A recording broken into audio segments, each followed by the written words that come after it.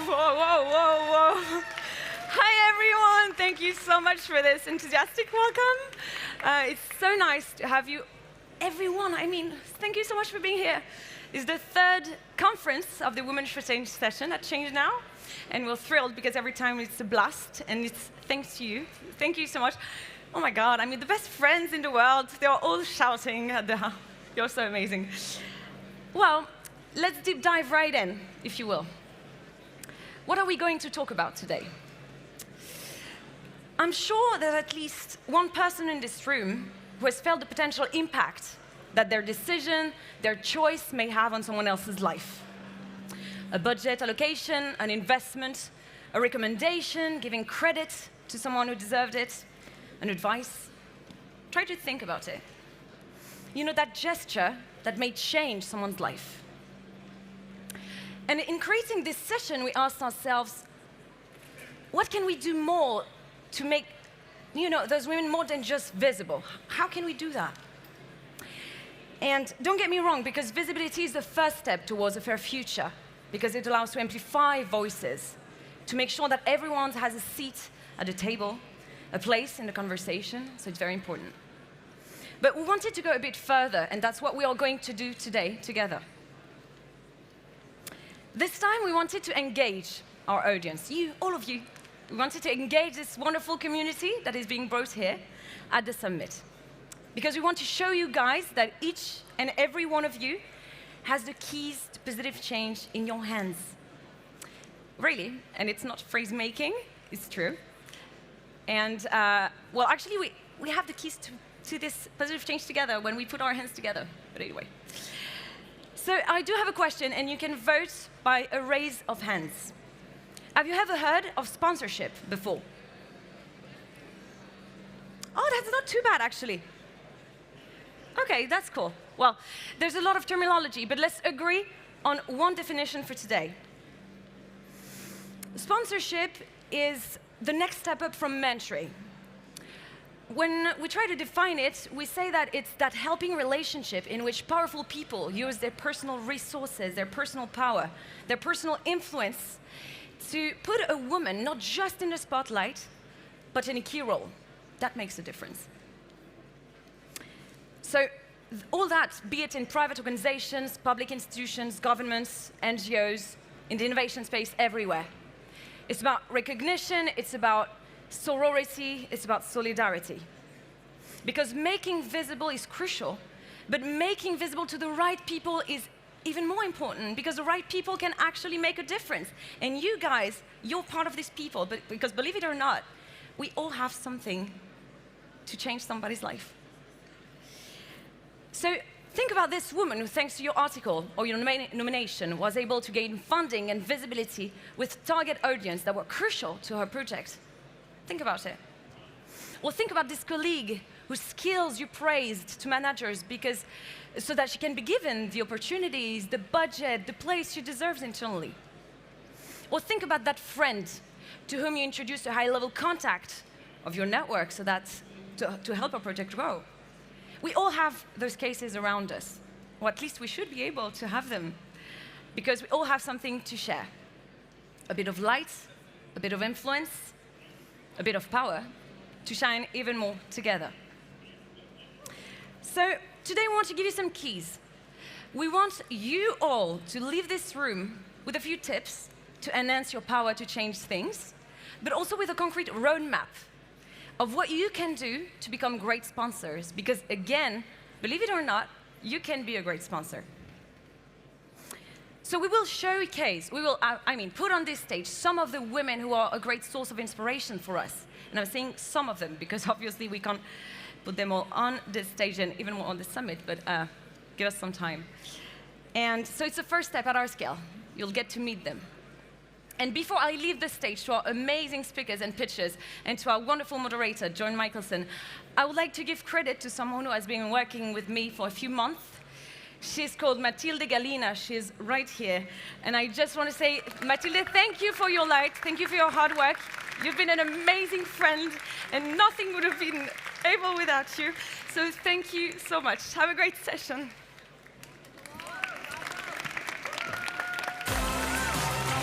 Oh, God. Good morning. Come on, are you present? Good morning. Good morning. I'm Joan Michelson. I host a podcast called Electric Ladies, hence why I'm here, right? I am in the business of raising the visibility of women in the climate crisis because we need women to help solve the climate crisis, right? Yes? Yes. Shaking heads, please? Yes? Okay, good. So today we're going to hear from some amazing women. First, we're going to hear pitches from the women who are part of the Shaping Our Future campaign. And then I'm going to have some conversations with some people who can give you specific tips on sponsorship and raising your career, raising your visibility so that you can make more of a difference. Ça va? Okay? Okay, let's get started. We will start with some amazing women pitching for you.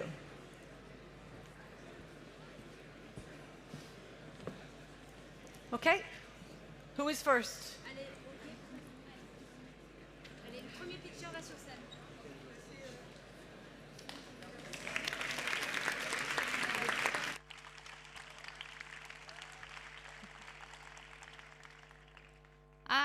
I recently came across the most devastating fun fact I've ever read.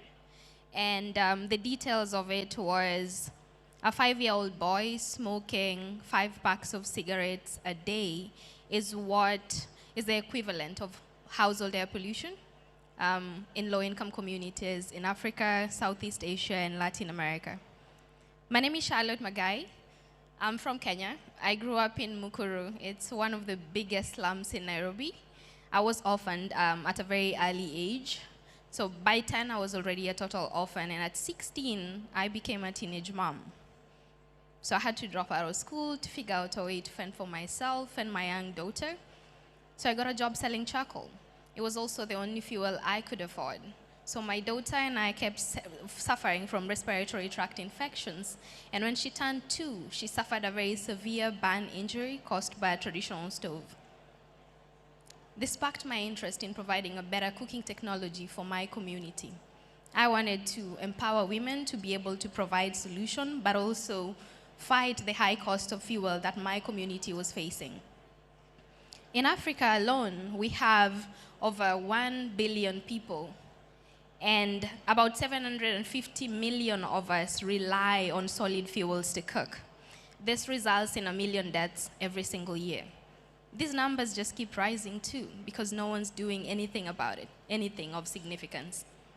So I founded Mukuru Clean Stoves, and what we do is we use recycled materials to manufacture improved cook stoves, and then we partner with local women business owners to distribute to the very last mile.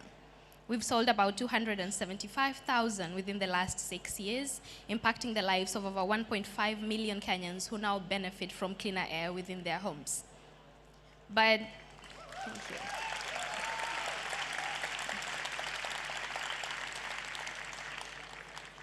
As I research, I realized that our stoves were very powerful, but they weren't enough. They were reducing household air pollution by up to 90%, but not really completing the job. So I came across this study by the CDC talking about people catching malaria just before they go to bed, even when they have mosquito nets. And I asked myself, what are low-income communities doing just before they go to bed? They're using our stoves. So we are currently making malaria-fighting briquettes, as Kenya is the largest producer of pyrethrin, which is the strongest insecticide in the world. And we're hoping to distribute this to 10 million households across Africa, Latin America, and Southeast Asia by 2030. Thank you.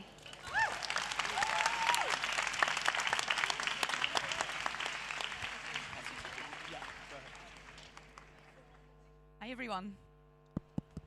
Hi, everyone. Good morning.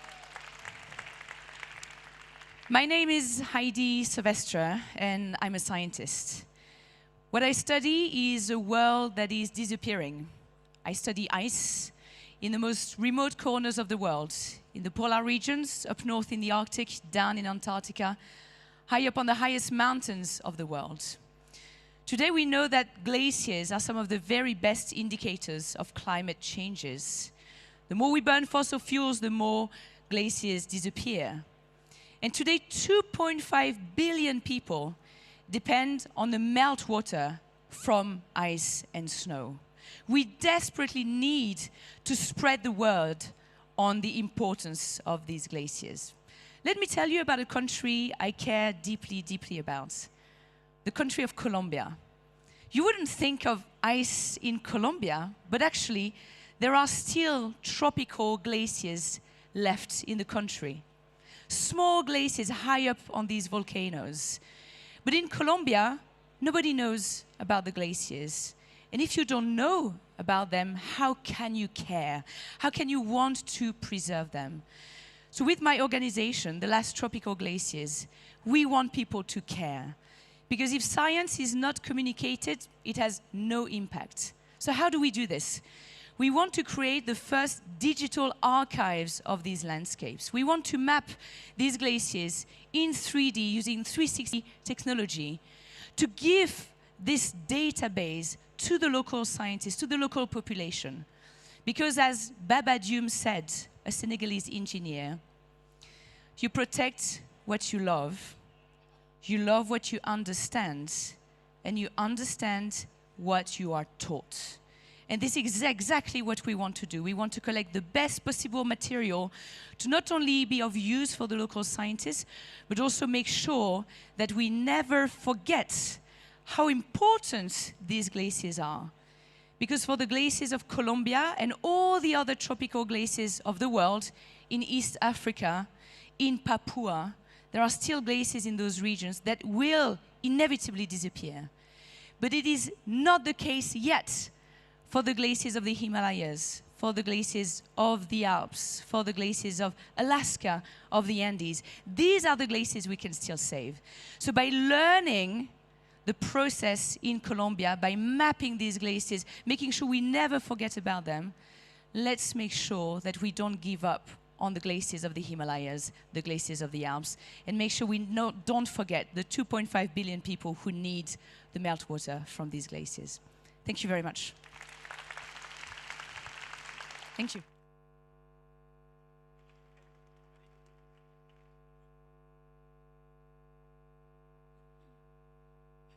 Hello. My name is Ulrike. Thank you. My name is Ulrike, and in the year 2020, I co-founded rrreefs, with 3 R's, to rethink, rebuild, and regenerate coral reefs. As most of you may know, reefs are the most biodiverse ecosystem we have on our planet. And they're likely really, really important for the health of the ocean itself, and thus our health as well. But also, they are our best bet against erosion and coastal flooding due to rising sea levels. The sad part is that if we don't act now, very likely we will lose almost all of the coral reefs in this world within our lifetimes. So my 3 co-founders, 3 amazing ladies, and I, we decided to act. And we developed a system of 3D printed clay modules that can bring back biodiversity in a very short time and grow back living corals in just 6 to 12 months. This is a tiny version, of course. I'm going to put them down. You can look at them later. So in our first experiment that we did in the Maldives, we grew corals the size of a football in just 3 years, and that's without doing anything, just putting these into the water.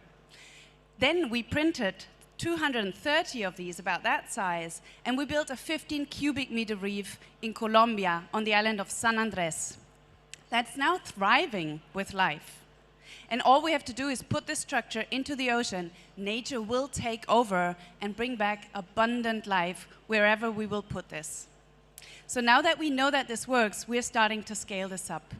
And we're offering our reefs as a service to essentially 2 customer segments. One is straightforward. That's coastal resorts and hotels that need to bring back life around their properties, or engage their guests, or maybe mitigate damage that was done in the process of building the resort. The second customer segment is a little less straightforward, a bit more pioneering, and that's essentially all companies that are seeking to act on biodiversity before the regulations kick in, kind of like planting trees, but now they're planting corals. Since we started offering this in the middle of last year, we've closed contracts totaling about 250,000 for companies, and I've just sent out 3 offers to private island luxury resorts, totaling another 500,000. So we're really moving. But what we need now is for some of you maybe to come in as investors in our current seed round so that we can bring the cost of production of our modules down and also develop a digital and automated impact data reporting pipeline. We are raising 1 million, and if any of you are ocean lovers with some money on their hands and they want to support us, they want to create a legacy in helping coral reefs, I'm very, very happy to talk to you later. Thank you.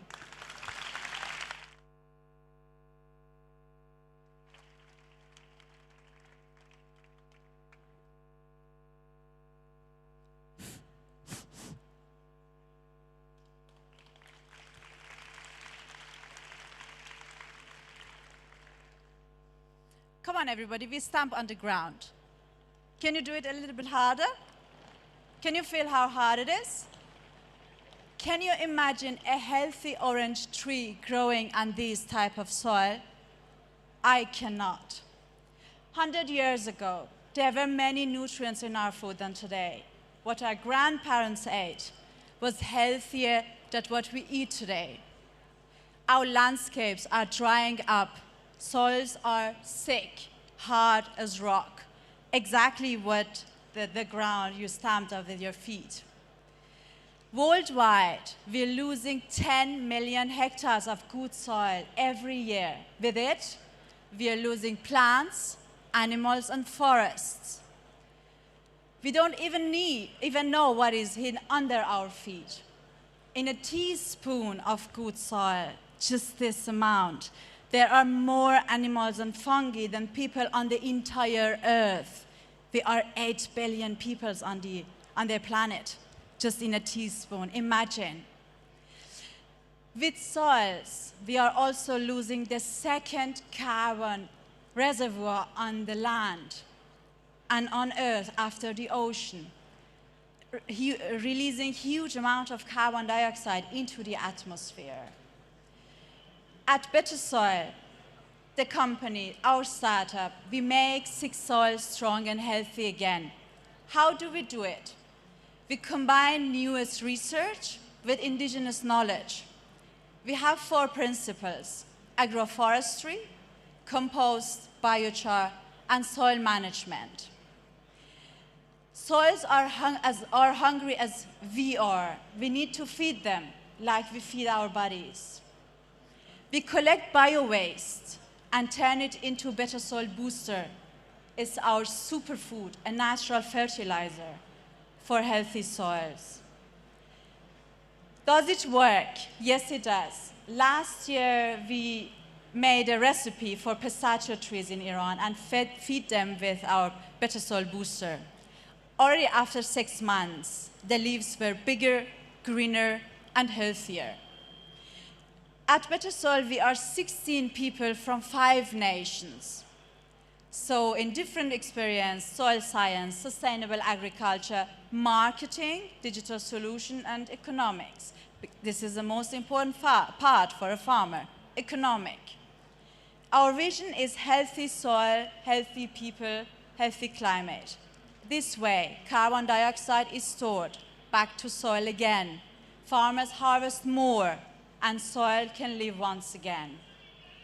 With your stories on social media, in newspapers, on televisions, we dig it together. Let's dig it together.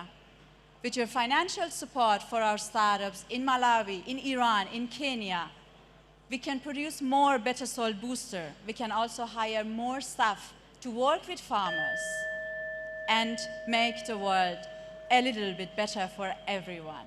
Thank you very much.